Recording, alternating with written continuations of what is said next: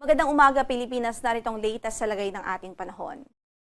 Isa ng ganap na bagyo ang minomonitor nating low pressure area sa kanlurang bahagi ng extreme northern Luzon at nabuo po ito kaninang alas 2 ng madaling araw. Binigyan natin ito ng local name na Tropical Depression Bising.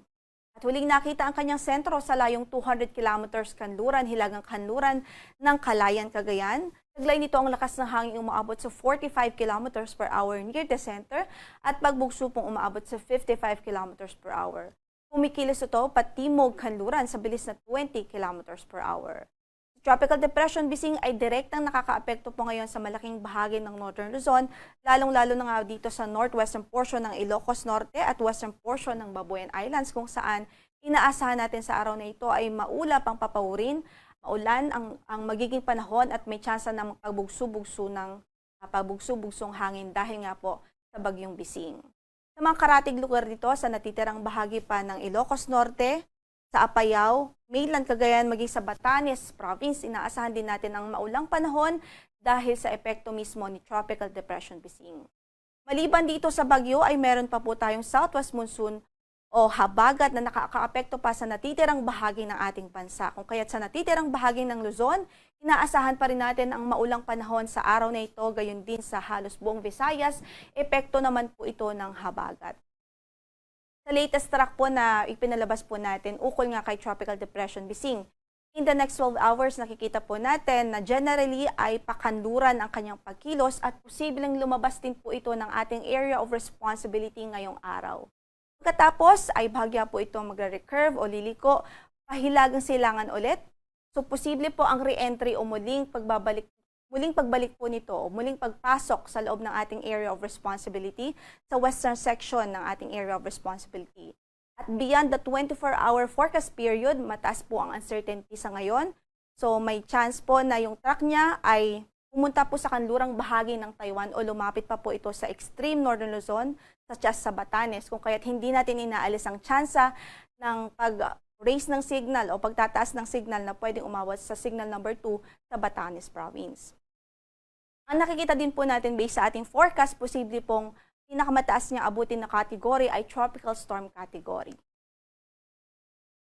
Kaugnay dito, nakataas ang signal number 1 sa northwestern portion ng Ilocos Norte at sa western portion ng Babuyan Islands, kung saan ay inaasahan natin ang minimal to minor threat to life and property o posible ang minimal to minor threat to life and property dahil sa lakas ng hangin na dulot po nito o sa lakas ng hangin na dala ni Tropical Depression Bising.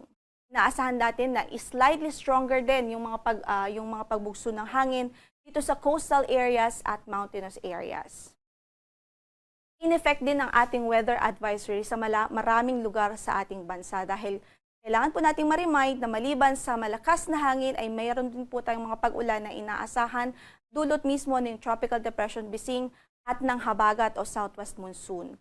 Kaya't nakataas po ngayon ang ating weather advisory at posible ang 100 to 200 millimeters of rainfall dito sa Ilocos Norte at dito sa Pangasinan, Zambales, maging sa Bataan. Samantalang posible naman ang 50 to 100 millimeters of rainfall sa Cagayan Province, Batanes, Apayao, sa Abra, Kalinga, Mountain Province, Ifugao, La Union, sa Benguet, Tarlac, Pampanga, Bulacan, Metro Manila, Cavite, Rizal at Laguna, maging sa Batangas at Occidental Mindoro. Ito po yung mga lugar na pwede pong makaranas ng mga pag-ulan na pwede pong magdulot ng mga pagbaha at pagguho ng lupa. Kaya doble ingat ang ating abiso sa ating mga kababayan at makipag-coordinate po tayo sa ating mga local government units para sa mga precautionary measure. Gayun din, posible din ang 50 to 100 millimeters of rainfall by tomorrow dito po sa mga lalawigan ng Batanes, Cagayan, Ilocos Norte, Apayao, Abra, Ilocos Sur, La Union, Benguet, Pangasinan, maging sa Zambales at Bataan. And by Sunday, posible pa rin ang 100 to 200 millimeters of rainfall dito sa Batanes at Babuyan Islands dulot ng Tropical Depression Bising. At posible ang 50 to 100 millimeters of rainfall sa Ilocos Norte, Ilocos Sur, La Union at maging sa Pangasinan, dulot naman, most likely ay dulot po ito ng habagat o southwest monsoon.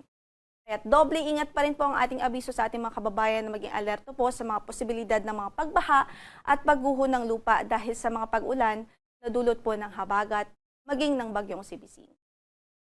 So, i-reiterate lang po natin ang ating forecast, general forecast for today sa buong bansa. Meron po tayong signal dito sa northwestern portion ng Ilocos Norte at western portion ng Babuyan Islands. So, maulan po doon at may pabugso ng hangin dulot ni Tropical Depression Bising. Sa natitirang bahagi pa ng Ilocos Norte, sa Batanes Province, sa natitirang bahagi ng Cagayan Province at Apayao, asahan din natin maulan na panahon na dulot ni Bagyong Bising. Sa natitirang bahagi naman ng Luzon, asahan natin ng maulan na panahon dahil sa habagat. Para sa pagtayo ng ating temperatura dito sa Kamaynilaan, pwede pong umabot from 24 to 29 degrees Celsius, gayon din sa Tuguegarao City at Lawag City. Sa Baguio ay 16 to 22 degrees Celsius ang pwedeng maging agwat ng temperatura, habang sa Legazpi City ay 26 to 30 degrees Celsius. Sa Tagaytay ay 23 to 27 degrees Celsius, habang sa Puerto Princesa po ay 25 to 31 degrees Celsius. Sa Kabisayaan naman, maulan din po tayo doon sa araw na ito dahil na rin sa epekto ng habagat o southwest monsoon.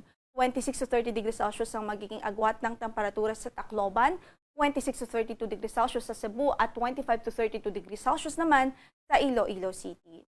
Sa Mindanao ay naasahan din natin ang mga pag-ulan dito sa Dinagat Islands at Surigao del Norte, epekto din po ng habagat. At para sa pagtayo ng ating temperatura, sa Cagayan de Oro ay 24 to 32 degrees Celsius, 25 to 32 degrees Celsius sa Davao City at 24 to 34 degrees Celsius sa Zamboanga City. Sa natitirang bahagi ng Mindanao, posible po ang mga localized thunderstorms, lalong-lalo na sa hapon at gabi.